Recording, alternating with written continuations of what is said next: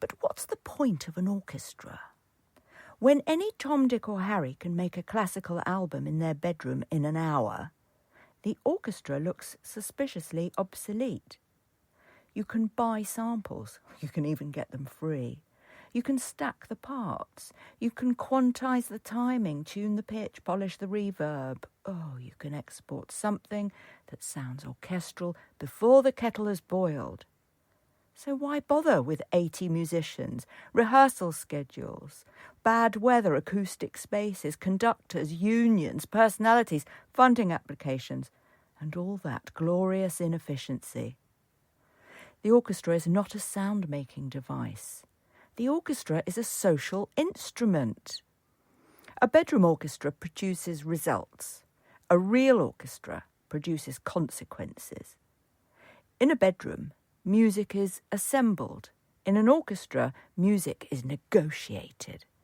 Every note exists inside a web of listening, adjustment, restraint, and responsibility. No sound is isolated. No decision is private. Every player must carry their part while remaining porous to everyone else's. An orchestra, no matter how small, brings the sum of the parts, the talent multiplied. This cannot be replicated by layering tracks, however sophisticated the software, because the core function of an orchestra is not sonic accuracy. It is collective alignment under uncertainty. Timing is not imposed, it is felt. Intonation is not corrected afterward. It is resolved in the moment. Balance is not a slider, it's a social skill.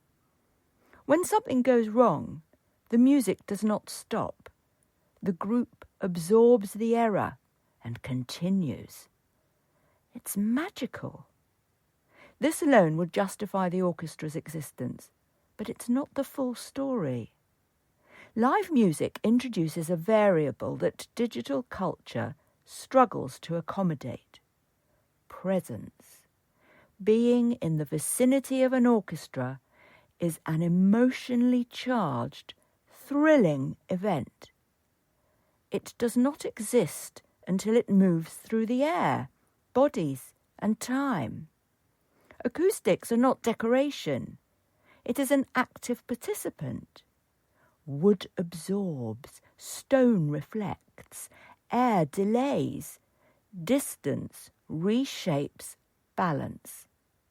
The same orchestra in a different room becomes a different organism. The live happening is unleashed like an energy, and who knows where it may go. No recording, however detailed, can recreate this. Sound in a hall arrives at different ears, at different moments. It changes as the listener shifts, breathes, leans forward. The room itself composes alongside the musicians. Then there is personality. An orchestra is not neutral.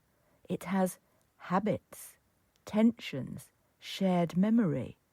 One string section does not sound like another.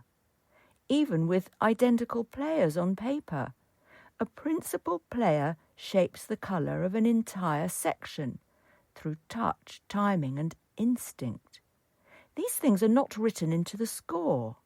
They emerge through relationship. Digital production erases this by design. Consistency is the goal. Live performance magnifies difference. At the centre of this system stands the conductor, often misunderstood as a human metronome. In reality, the conductor is a translator of intention. They decide where time bends, where it resists, where it waits. They sculpt silence as much as sound. Two conductors, the same orchestra, the same score, the same rehearsal time, will produce radically different performances.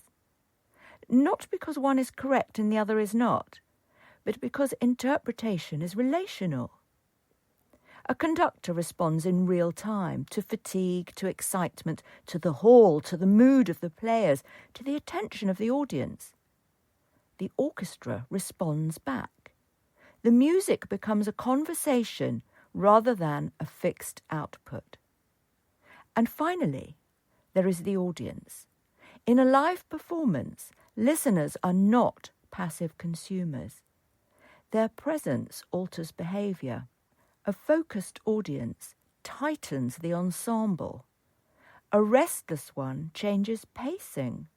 Silence has weight. Applause lands physically. Energy moves both ways. This is why orchestral performance still feels different, even to listeners who cannot articulate why. The sound carries the imprint of real bodies, managing real limits together, in public, with no undo button. Bedroom production removes friction. The orchestra preserves it. And friction matters because it is there that listening becomes necessary rather than optional. Anyone can make a classical album in their bedroom in an hour. In fact, with AI, that time may shrink to minutes or seconds. We already know this will be bad. The results will be appalling. The orchestra does not exist to compete with technology. It exists to preserve a form of human coordination that technology cannot replace. That is the point of the orchestra, a celebration of oral sensuality, beauty for the ears, in real time, in shared space, with rising passion never to be replicated. Be careful. Once you go orchestra, you never go back. Copyright 2025, Sani de la Mare, The Continuum Approach.